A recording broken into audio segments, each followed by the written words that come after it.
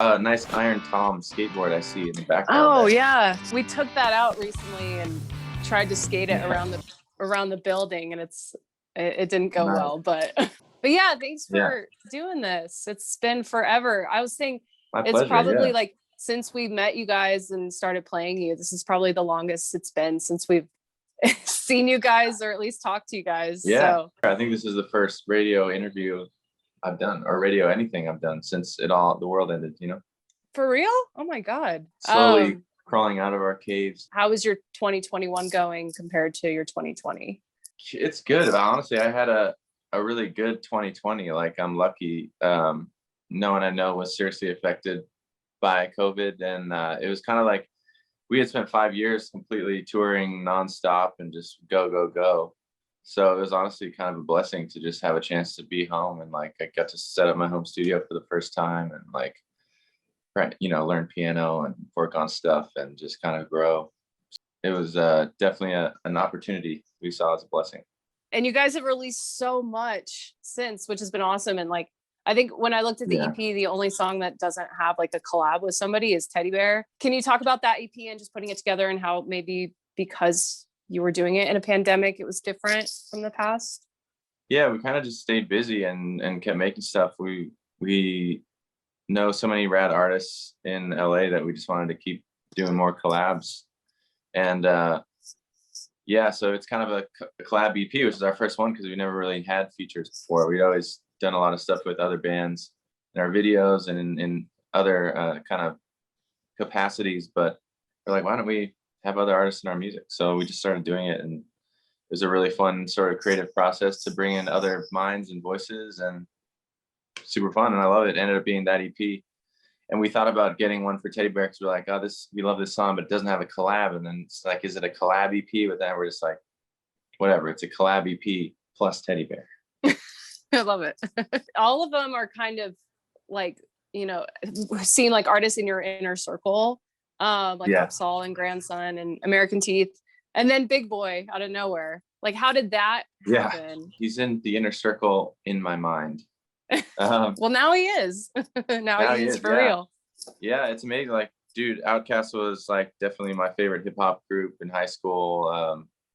I'm just a massive fan. Like, we knew he had done alternative music before, and he likes to branch out and do that kind of stuff. So it was kind of just a long shot that we reached out and hoping that he would dig the track, and he said he really did, and he did it. So he sounds it's kind awesome. of surreal. I remember he elevated it. He brought it to this crazy new level. I felt like in talking about the pineal gland and the third eye, and we love Upsall too. She sounds amazing on that song. She's an absolute star. Yeah, she's gonna be way bigger than us soon. Just wait. We love especially like smart hip hop, good music from all genres. It's like I love the idea that we can branch out and mix up genres a little bit this day and age. Yeah, it's like we're getting into some interesting spaces with it, I think. Yeah, I think we were talking. I was talking last week to Dan from Joywave, and he brought up, working with you guys on true crime, and how nobody wanted this pandemic, of course, but if it was going to come at any time, 2020 is probably a good time because we can do all of this. We can just send music pieces back and forth, and it makes it really easy. Funny enough that me and Dan worked on that song first right before the pandemic even happened. So that was like one of the last in-person kind of scenarios. I wrote it with Dan from Joywave and Jason from Sir Sly down at Jason's studio. When we started the band in New York, no one was writing together. Everyone kind of stayed in their own camps. It's very different vibes. So I think it's really rad that once we came to LA, everybody kind of wants to collaborate. It reminds me more of, I grew up in Seattle in the 90s, and it was like the Seattle scene, and all the bands knew each other and did stuff together. So yeah, I guess kind of it feels like home when we can do that. Try to make, alternative music rock a thing again. So we're playing Palm Reader specifically. I want to know from you, from your perspective, what that song is about, where it came from for you. That song is a fun song. Like I wrote it about a friend of mine who was like a typical LA girl with all her crystals and sage mystic intuition. Mm-hmm. So that's kind of how it started. It started out like I was making fun of her, for being the palm reader. But and like saying she can tell my future and stuff. But then by writing verse 2, I realized like maybe she can predict my future because she's got me wrapped around her finger, you know, she controls my future. It's like there's some power in that. So that's all I meant. Like, you know, she got her crystals in her pocket all the time, like she's some kind of drug dealer or something like that. Has she ever predicted anything that's come true for you at this point? Like you're gonna get Big Boy from Outkast on one of your songs. Not that. Did she call that? Not that specifically, but she did do a seance to try to get us a hit song, and that was when Die Happy went into the top 10. So awesome.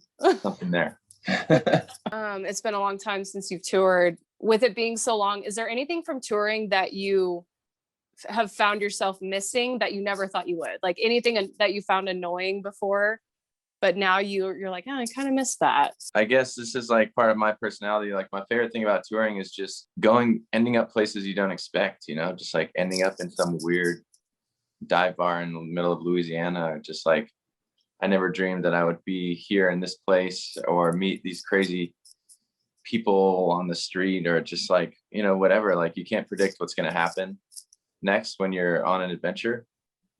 I think that's like the most special thing about it. Yeah. Even though it did feel good to come home and be like, oh, we get to be home. It's like now we're at the point where it's like, yeah, really exciting to think about being on the adventure again, you know. And it, you know, cramped bus and cramped not bus, sleeping. cramped van. We slept on everything from floors to Four Seasons. And you're like, oh, I missed that. Sure, you missed the Four Seasons more, but still. I don't know. I don't really know. At the end of the day, my deathbed, what I'm going to miss more? Probably the floor. Do you have any plans to do so anytime soon? Yeah, so we just announced our first LA show back, which is our hometown show at 1720 Warehouse in September, which is like a warehouse, downtown sort of warehouse vibe place, which I'm really excited about. It's going to be awesome. We'll see how it goes. I mean, I don't know if we can still play music. I don't know if people still like to go to see music, but we're going to try it out. See what happens. Oh, we've missed it for sure. We've already been having shows here, and it's just like the first show back I went to, I cried. I was like, oh my God, I can't believe it was at the Black Sheep. I'm gonna say, was it ICP at the Black Sheep? It was not ICP. I probably would have cried for a different reason. It was the band Wilderness. They're from Colorado. But it was funny walking back into the Black Sheep after not being there for a year and a half, and it smelled the exact same. It has this like very unique smell to the venue.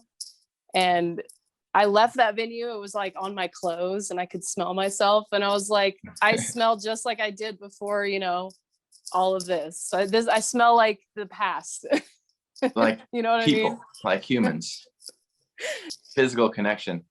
There's something about the internet connection, though. This is great and better than nothing, but like people are left lacking without it. I feel like that's why there's like ultimate connectedness now in our society with phones and with all the apps and stuff.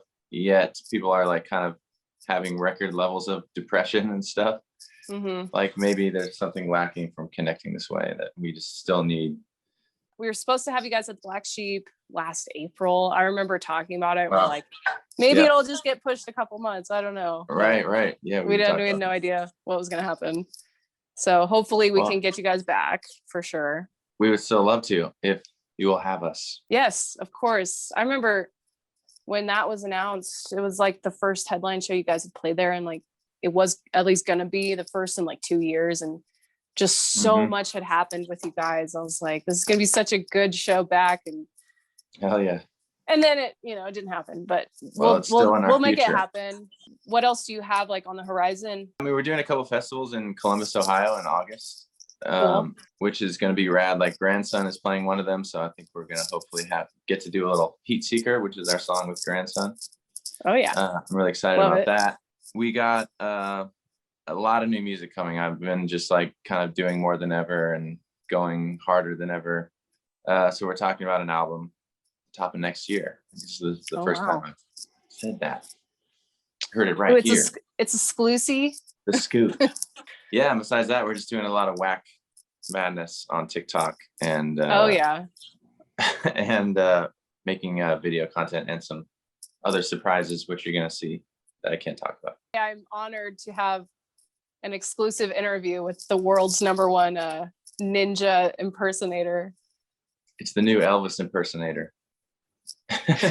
You know, walking around LA and wearing the mask, and Ninja got so popular, you know, which I think is awesome because it's like video game. I love video games, and like now this guy who's a video gamer is an actual celebrity. And because I have blue hair, and I'm like a relatively lanky white dude wearing a mask. Like people on the street start thinking I'm Ninja. Like people drive by in the car, like, "Hey, yo, Ninja!" This one dude in Home Depot, I was in Home Depot, and this guy's like, "Hey, it's Ninja!" And he literally followed me around the whole time I was shopping. So like this must actually happen to Ninja. Two, like what the hell? I'm not Ninja, but I get it. Do you ever take like pictures with people and you just go for it, or? I have now. Yeah, you have now. So we've been doing all kinds of trolls. If you look at our TikTok, just like a lot of like, I'm a big fan of like Eric Andre and Andy Kaufman. So if we're like gonna draw attention to rock and roll, which is my mission in life, my favorite way to do it is to do ridiculous pranks. And that was just one that we thought of where we could say that I'm Ninja, and we heard about this celebrity basketball game, so that if we said I was Ninja, then we could get in, and it worked. So I saw the one the other day of Devin something, the artist. We did the one, and it just like went kind of viral, and it had all these posts on all these basketball blogs and video game blogs, and so we're like, well, we have to do this follow-up now. I just hope Ninja doesn't think that I'm like talented Mr. Ripleying him, you know, and trying to like steal his life, slowly getting closer and closer. But no, it was just a fun. So we did the Saddle Ranch thing, which is like this ridiculous place where influencers, TikTokers go and hang out.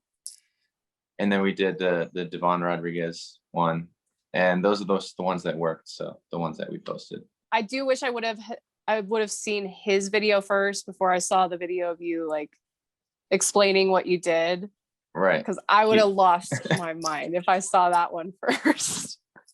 That's awesome. He's super cool and was very gracious when we told him. Did you tell him like at the time after he did it and everything? Yeah, we did. Okay. After the cameras are off, it's like, yeah, here's the deal. But he gets it because he likes funny stuff too. So that's hilarious. Do you have that drawing like with you now at all times? Or hanging I up do. in your room? My manager's getting it framed for me right now. Is he? Yeah. Awesome. I'm really excited to see you guys again soon, hopefully whenever that is. Anything else you want to throw out to everybody before I let you go? Just love your life. Don't be sad. Go see each other. The world is alive again. You know, if you can help it, recycle. Don't eat fish. Listen to music that makes you feel better. Music that makes you sad sometimes makes you feel better. And if you go and try for your dreams and you fail, that's way better than not ever having tried. Thanks for hitting us up. It's great to see you. And let's do that Black Sheep show. Yes, please. We'd love to do that. All right. Sounds Can't good, wait Nick. to do that.